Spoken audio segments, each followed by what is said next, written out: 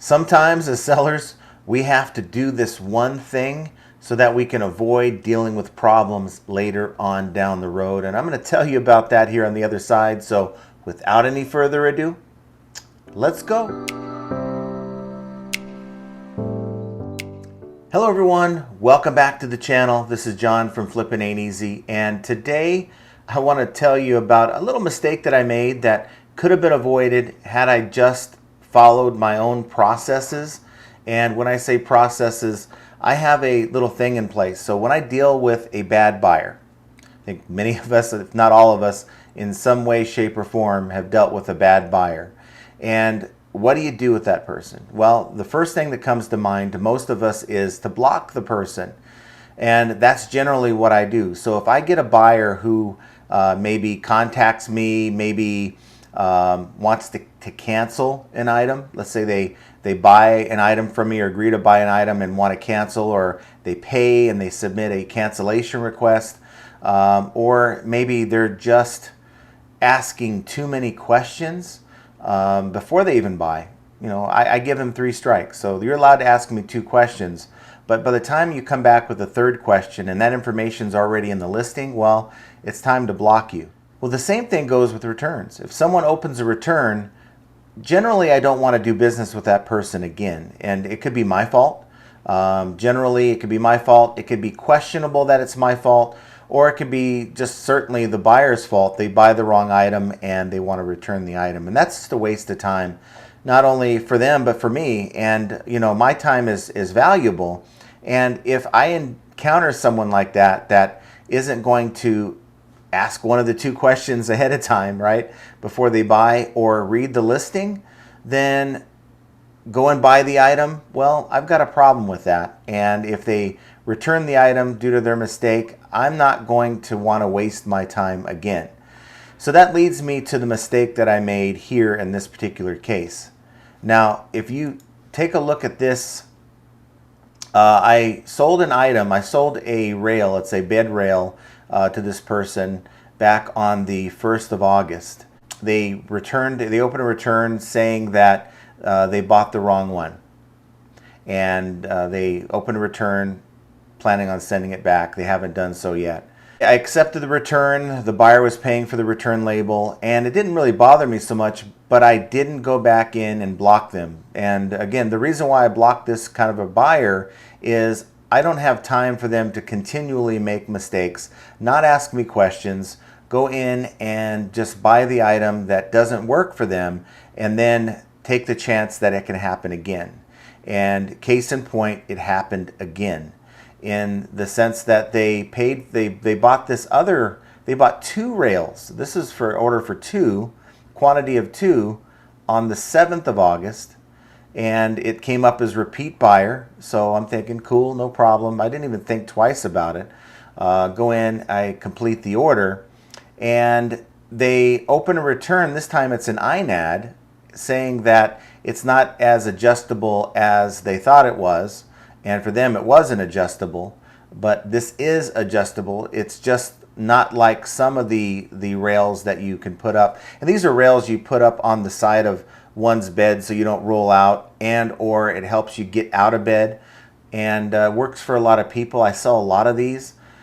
So this is probably, in my opinion, one of the safer items that I can sell, yet here I am. I have a person that ordered one type, didn't work, right? Orders another type, no questions beforehand, and they ordered 2 of them, and now they're sending both of them back. So now I find myself having to supply them with a return label. And my thought is, this person may, because they haven't sent the first one back, they're going to try to bundle all 3 together within the same return label. And FedEx is going to slap me with a lot of charges, and that's going to be a problem. So if they do something like that, they're not getting a full refund here, because I know that in addition to, I think I paid like $19.95 or something for the return label that I just paid for. But if it goes over weight and size, I'm going to get hit with penalties, and it could be upwards of 30 some odd, $40 after FedEx is all said and done with this transaction. if that happens. If it's a legitimate deal, these items come back intact the same way I sent them to them, same condition, all the parts are there, same packaging, which is important because I want those retail boxes back. Then for me, it's a slam dunk. They're going to get their money back. But if they start playing little games with the return label and things of that nature, that's a big problem for me. So the question you might have is, what do I do to block, or how do I block these bad buyers or potential bad buyers? And you go into your eBay help and contact, and then in the search bar you want to type in block buyer, simple, and you get this blue little bar that pops up, and you click on that, and you see I've got a lot of people in there, and you simply go to the list. You put a comma behind the last one you have and type in, Joe Mama or whatever, right? And hit submit, and it'll update it for you. So I've got a pretty good sized list here. A lot of these guys are already canceled. They're not even in the system anymore, and or not buying for me, and that's the whole idea of having a blocked buyer list. Now, of course, you can hit the pause button and add some of those folks to your blocked buyer list if you want to do that. I have no problem sharing my blocked buyer list. It's simply a text file that you just add freehand, and make sure you hit OK and submit to make sure your list is updated.